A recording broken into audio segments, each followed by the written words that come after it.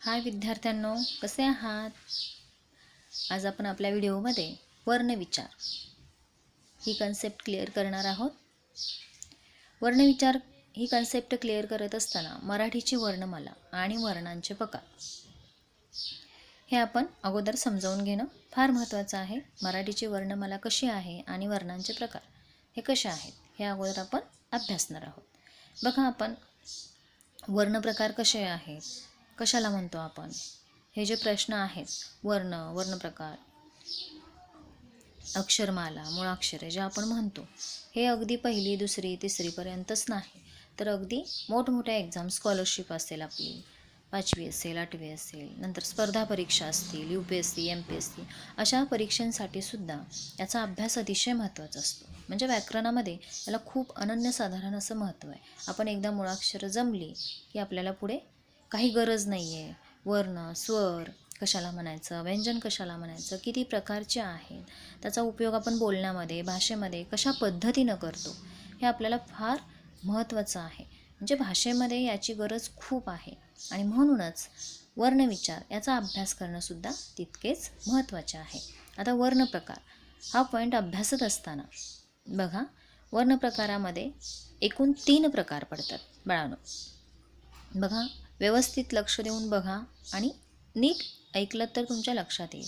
वर्णप्रकारामध्ये स्वर, स्वरादी आणि व्यंजने असे 3 एकूण प्रकार पडतात. आता स्वर किती आहेत? 14. स्वरादी किती आहेत? 2. आणि व्यंजने किती आहेत? 34. आता व्यंजने कशाला म्हणायचं, स्वरादी कशाला म्हणायचं आणि स्वर कशाला म्हणायचं, हे सुद्धा तितकंच महत्त्वाचं आहे. हे एक्सप्लेन करत असताना स्वर कशाला म्हणायचं, तर ऱ्हस्व, दीर्घ, संयुक्त, आदत्त असे 4 प्रकारचे स्वर आहेत. एकूण स्वर 14 प्रकारचे आहेत, त्याच्यामध्ये 4 प्रकार आहेत. आणि स्वरादी 2च आहेत, त्या म्हणजे अनुस्वार आणि विसर्ग, आणि आहा जे आपण स्वर वापरतो ते 2 स्वरादी आहेत. आणि व्यंजनामध्ये 34. तर आता स्वरमध्ये 14 जे ऱ्हस्व आणि दीर्घ आहेत ते कोणकोणते आहेत? ऱ्हस्व स्वरामध्ये कोणकोणते येतात, तर अ, पहिला ई, पहिला उ, रू आणि लू. हे जे 5 स्वर आहेत ते ऱ्हस्व स्वरामध्ये येतात. बघा कोणते कोणते आहेत? अ आहे, पहिला ई, पहिला उ, रू आणि लू असे हे 5 स्वर जे आहेत ते ऱ्हस्व स्वरामध्ये येतात. आणि दीर्घ स्वरामध्ये आ, दुसरा ई आणि दुसरा उ असे 3 स्वर जे आहेत ते दीर्घ स्वरामध्ये येतात. हे लांब स्वर आहेत, म्हणजे ज्याचा उच्चार लांब होतो आणि ज्याचा उच्चार आखूड होतो ते ऱ्हस्व स्वर आहे. ज्यांचा उच्चार लांब होतो त्यांना दीर्घ स्वर म्हणतात. बरोबर आहे. आता संयुक्त स्वर कशाला म्हणायचं, तर ए, ऐ, ओ, औ. आता हे एक्सप्लेन आपण नंतर करणार आहोत की याला संयुक्त स्वर का म्हणायचं, कारण हे जे स्वर आहे, प्रत्येक स्वर हा इतर 2 स्वरांनी बनलेला असतो. म्हणजे हा स्वतंत्र स्वर नाही आहे, तर दुसऱ्या 2 स्वरांनी बनलेला आहे, म्हणून त्याला संयुक्त स्वर म्हटलं जातं. आदत्त स्वर आहे म्हणजे आत्ताच नुसताच इंग्लिशमधून आपल्या मराठी भाषेमध्ये हे स्वर आलेले आहेत. ॲ आणि ऑ असे हे 2 स्वर नवीन आपल्या मराठी भाषेमध्ये आलेले आहेत. आणि आता स्वरांची संख्या 14 आहे. हे 2 नवीन आलेले आहेत, म्हणून स्वरांची संख्या आता 14 आहे. अशा पद्धतीनं स्वर 14 आहेत. त्यातले ऱ्हस्व स्वर 5 आहेत, दीर्घ स्वर 3 आहेत, संयुक्त स्वर जे आहेत ते एकूण 4 आहेत आणि आदत्त नवीन स्वर जे आलेले आहेत ते 2 आहेत. अशा पद्धतीनं स्वरांची संख्या ही टोटल किती आहे? 14 आहे. आता स्वरादी 2 आहेत आणि व्यंजने किती आहेत, तर एकूण 34 आहेत. ती कशा पद्धतीनं आहेत हे आपण पाहणार आहोत. बघा, व्यंजने एकूण 34 आहेत. बरोबर आहे. आता त्याच्यामध्ये सुद्धा प्रकार आहेत, व्यंजनामध्ये प्रकार आहेत. स्पर्श व्यंजने आहेत, अर्धस्वर आहेत, उष्मे आहेत, महाप्राण आहेत आणि स्वतंत्र व्यंजने असे हे प्रकार आहेत. याच्यामध्ये स्पर्श व्यंजने कोणकोणते आहेत, तर त्याच्यामध्ये कठोर व्यंजन आणि मृदू व्यंजन आणि अनुनासिके अशा पद्धतीनं स्पर्श व्यंजने हे 3 प्रकारचे आहेत. आता स्पर्श व्यंजनामध्ये 3 प्रकार जे आहेत, कठोर व्यंजन कशाला म्हणायचं, मृदू व्यंजन कशाला म्हणायचं आणि अनुनासिक कशाला म्हणायचं. तर कठोर व्यंजन जे आहेत त्यांचा उच्चार रफ होतो, म्हणजे थोडासा रफ होतो. क ख उच्चार कसा आहे, रफ आहे. आणि ग घ यांचा उच्चार कसा आहे, सॉफ्ट आहे. म्हणजे क ख हे उच्चार हार्ड आहेत, ग घ हे सॉफ्ट आहेत. म्हणजेच कठीण उच्चार आणि मृदू उच्चार. ज्या व्यंजनांचा उच्चार मृदू होतो त्यांना मृदू व्यंजन म्हणायचं. ज्या व्यंजनांचा उच्चार हा कठोर होतो त्यांना कठोर व्यंजन असं म्हणायचं. मग कठोर व्यंजनामध्ये पहिला म्हणजे 4 वर्णांची आपण बघतो, मुळाक्षरं लिहित असताना 4 वर्णांची लाईन असते, क ख ग घ. त्याच्यामध्ये पहिले जे व्यंजन आहेत प्रत्येक लाईनमध्ये ते कठोर व्यंजन आहेत. क ख यांचा उच्चार कठोर आहे आणि ग घ यांचा उच्चार सॉफ्ट आहे. म्हणजेच कठोर व्यंजनामध्ये पहिल्या 2 लाईन येतात सलग एकाखाली एक आहेत त्या क ख च छ ट ठ त थ आणि प फ. अशा पद्धतीनं कठोर व्यंजन हे आहेत. आणि मृदू व्यंजन ग घ ज झ ड ढ द ध आणि ब भ. अशा पद्धतीनं कठोर व्यंजन 10 आहेत आणि मृदू व्यंजन हे 10 आहेत. आता त्याच्यामध्ये अनुनासिके पण आहेत. य त्र न न आणि म. म्हणजे नाकातून उच्चार ज्या वर्णांचा करतो आपण, व्यंजनांचा करतो, त्याला अनुनासिके म्हणतात. म्हणजे आपण बोलत असताना नाकातून ते स्वर बाहेर पडतात, ध्वनी बाहेर पडतो, म्हणून त्याला अनुनासिके असं म्हटलं जातं. आता हे जे व्यंजन आहेत, क चा वर्ग आहे क ख ग घ, च चा वर्ग आहे च छ ज झ, ट चा वर्ग आहे ट ठ ड ढ, त चा वर्ग आहे त थ आणि द ध, प चा वर्ग आहे प फ ब भ. म्हणजे लक्षात राहायला सुद्धा आपल्याला सोयीस्कर आहे. अशा पद्धतीनं कठोर व्यंजन, मृदू व्यंजन आणि अनुनासिके ही स्पर्श व्यंजने म्हणून ओळखली जातात. आता अर्धस्वर कोणकोणते आहेत, य र ल व यांना अर्धस्वर असं म्हटलं जातं. उष्मे श श आणि स, स पासून तयार होणारे हे उष्मे आहेत. श स आणि श, श श शामरूगचा, श श षटकोनचा आणि स स समयीचा, यांना उष्मे असं म्हटलं जातं. आता महाप्राण, महाप्राणमध्ये ह हे व्यंजन येतं आणि स्वतंत्र व्यंजनामध्ये ळ हे व्यंजन येतं. म्हणजेच हे टोटल एकूण 34 व्यंजनं आहेत. त्याच्यामध्ये वेगवेगळे प्रकार आहेत. स्पर्श व्यंजनेमध्ये कठोर आणि मृदू व्यंजन येतात. अर्धस्वरामध्ये य र ल व, उष्मेमध्ये श श आणि स, महाप्राणमध्ये ह येतो, स्वतंत्रामध्ये ळ येतो. अशा पद्धतीनं हे डिवायडेशन आहे. याचाच अभ्यास आपण, हे वर्गीकरण का आहे, कशासाठी आहे, हे आपण अभ्यासणार आहोत. याच्यानंतर संयुक्त स्वर आपण अभ्यासणार आहोत. आणि संयुक्त स्वर हे दीर्घ व्यंजनामध्येच आपण त्याचं डिव्हायडेशन करतो, दीर्घ व्यंजनामध्ये त्यांचा समावेश करत असतो. संयुक्त स्वर कशाला म्हणायचं, व्यंजन कशाला म्हणायचं, तर क्ष ज्ञ हे जे आहेत, हे व्यंजन जे आहेत ते संयुक्त व्यंजन म्हणून आपण ओळखतो. आता अशा पद्धतीनं का, म्हणजे त्यांचा समावेश वर्णमालीत आपण करत नाही.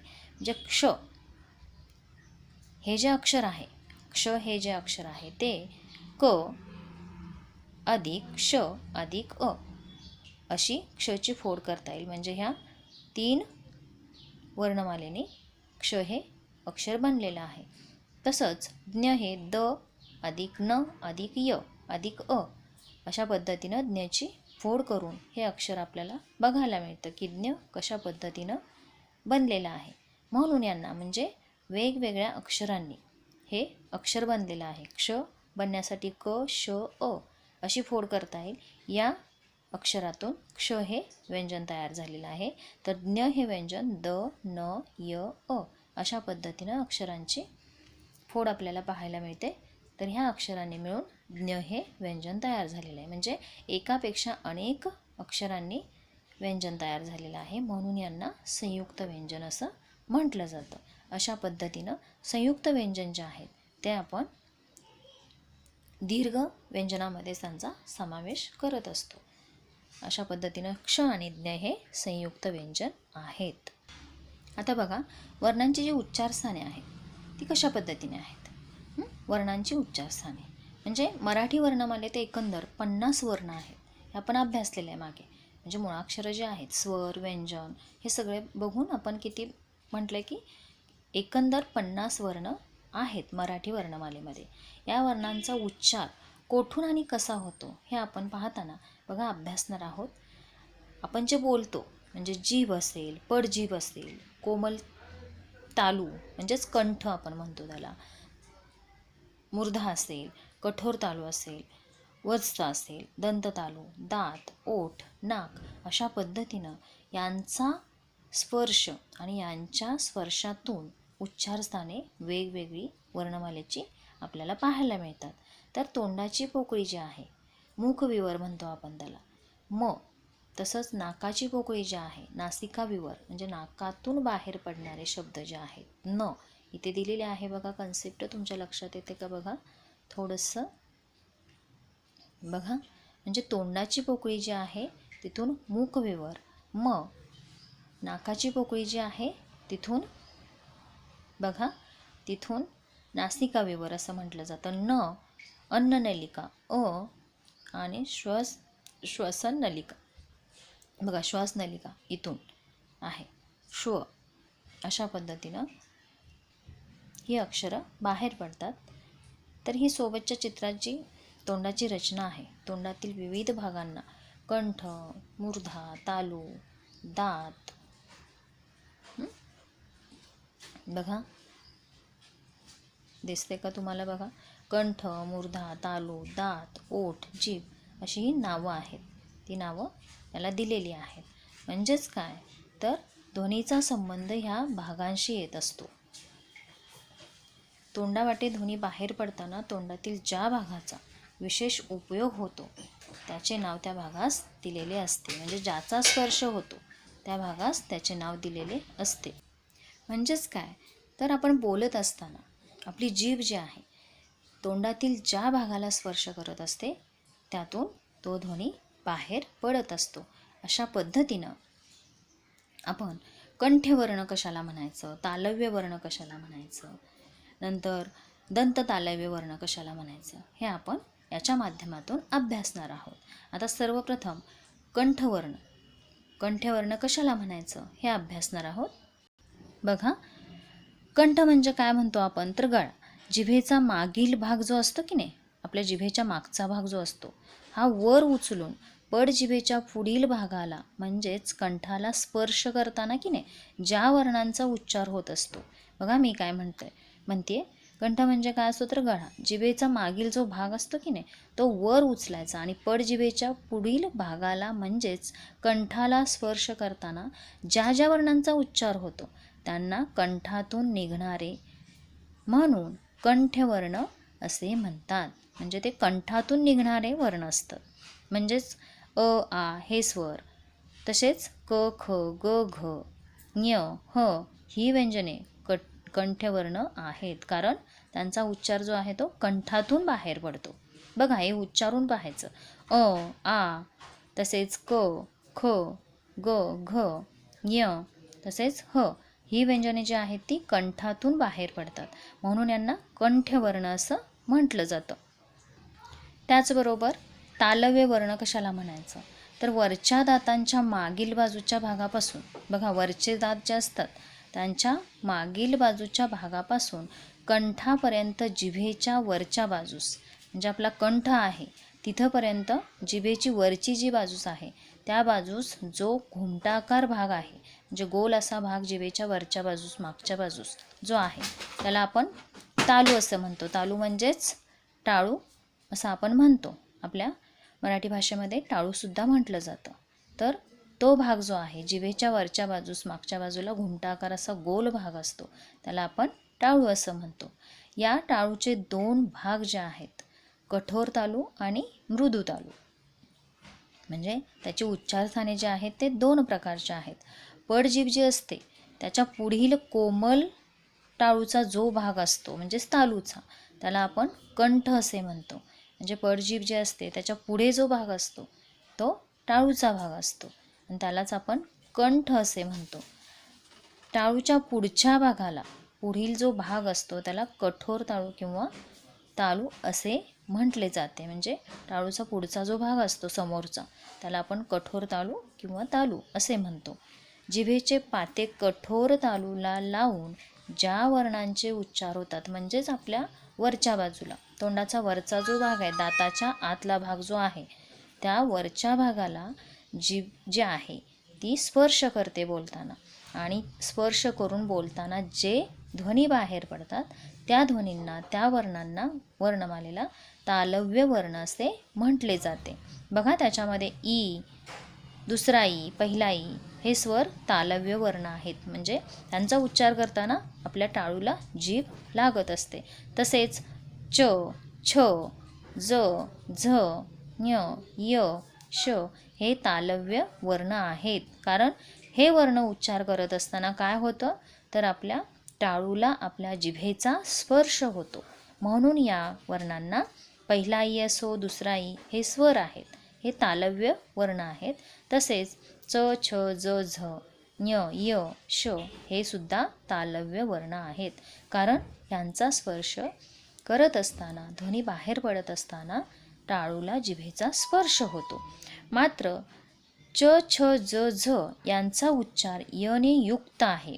बघा च, छ म्हणजे अर्धा च, यला जोडल्यासारखा असा उच्चार असतो. चचा, छचा, ज, झ यांचा उच्चार यनं युक्त आहे, म्हणजेच यचा समावेश होतो त्यांचा उच्चार करत असताना. तेव्हा ते तालव्य वर्ण असतात. म्हणजे जेव्हा य, उदाहरण दिलेले आहे बघा पुढे, च जेव्हा यला जोडलं जातं च होतं, छ यला जोडलं जातं छ होतं, ज म्हणजे उच्चार त्यांचे यचा समावेश करून होतात, तेव्हा त्यांचा तालव्य वर्ण म्हणून समावेश होतो, म्हणजेच टाळूला जिभेचा स्पर्श होतो. अशा पद्धतीनं ययुक्त जेव्हा हे स्वर येतात, व्यंजने येतात, तेव्हा त्याला तालव्य वर्ण असे म्हणतात. यानंतर आपण दंत तालव्य वर्ण कशाला म्हणायचं तर कठोर तालूचा दाताकडील फुगीर व खरबरीत असा जो भाग आहे. बघा कठोर तालूचा दातांकडील म्हणजे दाताच्या बाजूचा जो फुगीर भाग असतो की नाही, खरबरीत असा जो भाग असतो, म्हणजे दाताच्या अगदी टचमध्ये साईडला जो असतो त्याला वत्स असं म्हणतात. वत्स असे म्हणतात. हा भाग कसा असतो तर दात आणि तालूच्या मधील भाग असतो, म्हणजे दोन्हीच्या मधला भाग, दात आणि टाळूच्या मधला जो भाग म्हणजे दातांच्या साईडचा भाग. इथे जे उच्चारले जाणारे ध्वनी असतात त्या ध्वनींना वत्सवर्ण असे म्हणतात. यांनाच दंत तालव्य वर्ण म्हणजे टाळूचा आणि दातांचा याच्यामध्ये समावेश होतो. बघा म्हणजे दातालाही स्पर्श थोडाफार होतो आणि टाळूलाही स्पर्श होतो. आपण हे ध्वनी बाहेर टाकताना, बोलत असताना, वापर करत असताना जिभेचा थोडाफार प्रमाणात दाताला आणि थोड्याफार प्रमाणात टाळूला स्पर्श होत असतो, म्हणून याला वत्स ध्वनी असे म्हणतात, किंवा यांना दंत तालव्य वर्ण असेही म्हणतात. कारण थोडाफार दात आणि टाळूला स्पर्श होत असतो, म्हणून यांना दंत तालव्य वर्ण असे म्हणतात. उदाहरणार्थ च असेल, छ असेल, ज, झ या वर्णांना अ लावून पण य न लावता, बघा च असं म्हटलं, च म्हटलं की काय होतं तालव्य होतं, दंत तालव्य होत नाही तर तालव्य होतं. पण च म्हटलं की अस्वर मिक्स करून च असं म्हटलं तर दंत तालव्य वर्ण म्हणून त्याचा उच्चार होतो, ध्वनी निर्माण होतो. यचा उच्चार केला च असं म्हटलं तर काय होतं तालव्य होतं. आणि च फक्त म्हटलं, अस्वर ॲड करून च म्हटलं, छ म्हटलं, ज, झ असं म्हटलं तर दंत तालव्य असा उच्चार होतो, म्हणून त्यांना दंत तालव्य म्हणतात. म्हणजे स्वर व्यंजने कोणती ॲड होतात त्याच्यावरती यांचा उच्चार अवलंबून आहे. जर य हा ॲड झाला तर तालव्य होतो आणि अ हा स्वर ॲड झाला याच्यामध्ये तर दंत तालव्य म्हणून ओळख पडते. मराठी वर्णमालेतील वर्णांची नावे जी आहेत व त्यांचे उच्चार सामान्यतः एकच असतात. बघा मराठी वर्णमालेतील वर्णांची नावं जी आहेत आणि त्यांचे उच्चार जे आहेत ते सामान्यतः एकच असतात, पण त्याला अपवाद आहे तो च या वर्गातील च, छ, ज, झ या वर्णांचा. त्यांचा उच्चार तालव्य व दंत तालव्य असा दुहेरी होतो. कारण काही वेळेला य हा व्यंजन त्याच्यामध्ये ॲड होतो तर काही वेळेला अ हा स्वर ॲड होतो. जसा स्वर किंवा व्यंजन ॲड होईल तसं त्यांचा प्रकार बदलतो. जर य ॲड झाला च, छ, ज, झ मध्ये तर काय होतं तर तालव्य, तालव्य वर्ण म्हणून गणला जातो. आणि अ हा स्वर ॲड झाला याच्यामध्ये तर काय होतं, दंत तालव्य वर्ण म्हणून त्याच्यामध्ये समावेश होतो. अशा पद्धतीनं हा एक अक्षर आहे, एक वर्ण आहे की दोन्हीमध्ये त्याचा समावेश होतो.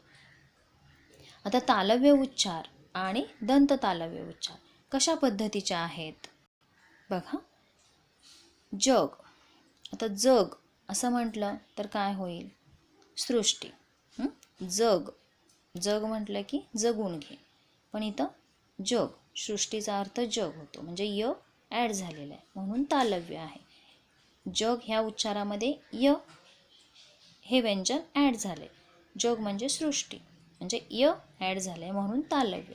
आता जग, जिवंत रहा, जग म्हणजे अ हा स्वर ॲड झालेला आहे ज मध्ये म्हणून ज हा उच्चार आहे म्हणून दंत तालव्य. म्हणजे अ जेव्हा ॲड होतं तेव्हा दंत तालव्य आणि य जेव्हा ॲड होतं तेव्हा तालव्य उच्चार. तसंच जप, देवाचे नाव घेणे, जप. चाप, चाप, धनुष्य. छाती, य ॲड झालेला आहे. चंद्र, य ॲड झालेला आहे. जंगल, जल, म्हणजे जचा उच्चार करत असताना य हा ॲड झालेला असतो म्हणून तालव्य उच्चार होतो. आणि याच्यामध्ये स्पष्ट क्लिअर अ हा स्वर ॲड झाला आहे. चमचा, झरा, चारा, चाकर, म्हणजे अचा अ स्वर जो आहे तो याच्यामध्ये समाविष्ट केलेला आहे म्हणून दंत तालव्य उच्चार आहेत. अशा पद्धतीनं हे जे आहेत च, छ, ज, झ ही जे अक्षरं आहेत, वर्ण आहेत, यांचा उच्चारानुसार तालव्य उच्चार किंवा दंत तालव्य उच्चारामध्ये समावेश होत असतो. आता पाचवा जो प्रकार आहे, चौथा जो प्रकार आहे, मूर्धन्य वर्ण, म्हणजे कठोर तालू व कोमल तालू, म्हणजे तालू व कंठ आपण त्याला म्हणतो. कठोर तालू आणि कोमल तालू यांच्या मधल्या भागाला मूर्ध असे म्हणतात. म्हणजे जे वर्ण उच्चारताना आपल्या जिभेचा शेंडा जो आहे की नाही, जिभेचा शेंडा जो असतो या मूर्धेला जाऊन भिडतो, त्यांना मूर्धन्य वर्ण असे म्हटले जाते. रू हा स्वर, तसेच ट म्हणजे बरोबर मध्ये, अगदी मध्ये सेंटरला वरती जेव्हा आपल्या जिभेच्या शेंड्याचा स्पर्श होतो तेव्हा ट, ठ, ड, ढ, न, र, श, ळ यांना मूर्धन्य वर्ण असं म्हणतात. म्हणजे जिभेच्या शेंड्याचा जो स्पर्श आहे तो हे वर्ण उच्चारताना अगदी जिभेचा शेंडा जो असतो तो मूर्धेला जाऊन भिडतो, म्हणजेच वरती. कोमल टाळू म्हणतो किंवा कठोर तालू म्हणतो.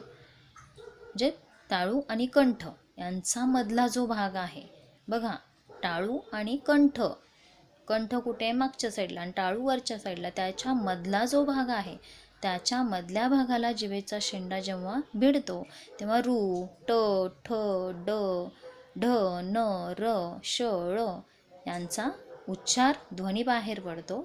अशा ध्वनींना, उच्चारांना मूर्धन्य वर्ण असे म्हटले जाते.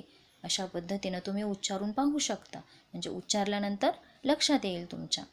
त्याचबरोबर दंत्यवर्ण कशाला म्हणायचं, दंत्यवर्ण तर जे वर्ण उच्चारताना आपल्या जिभेचा टोक जो आहे तो वरच्या दातांच्या मागच्या बाजूस टेकते त्यांना दंत्यवर्ण असे म्हटले जाते. म्हणजे आपल्या जिभेचा शेंडा जो आहे तो वरच्या दातांच्या मागच्या बाजूला जेव्हा स्पर्श करते, जिभेच्या शेंड्याचा जेव्हा स्पर्श होतो आणि त्यातून ध्वनी जो बाहेर पडतो त्याला आपण दंत्यवर्ण असं म्हटलं जातं. त्याच्यामध्ये लू हा स्वर जो आहे तो, आणि तसंच त, थ, द, ध, न, ळ, स ही व्यंजने जी आहेत ती दंत्यवर्ण आहेत. म्हणजे वरच्या दाताच्या जिभेचे टोक जे आहे ते वरच्या दातांच्या मागच्या बाजूला, बघा मागच्या बाजूला जेव्हा जिभेचे टोक जे आहे ते स्पर्श करते तेव्हा ध्वनी बाहेर पडणारे कोणते आहेत, त्यातून कोणते वर्ण बाहेर पडतात तर लू हा स्वर, तसेच त, थ, द, ध, न, ल, स ही व्यंजने बाहेर पडतात. याच व्यंजनांना दंत्यवर्ण असं म्हटलं जातं. ही जे अक्षर आहेत की नाही, वर्ण जे आहेत आपण उच्चारून बघायचे म्हणजे आपल्या पटकन लक्षात येणार आहे. अशा पद्धतीनं दंत्यवर्ण आपल्याला पाहायला मिळतात. आता ओष्ठ्यवर्ण कशाला म्हणायचं, ओष्ठ म्हणजे काय, ओठ, बरोबर आहे, ओष्ठ म्हणजे ओठ. आता खालच्या व वरच्या ओठांचा उपयोग जो आहे की नाही तो उपयोग करून जे वर्ण उच्चारले जातात, म्हणजे ओठांचा वापर करून जे वर्ण उच्चारले जातात त्यांना ओष्ठ्यवर्ण असे म्हटले जातात.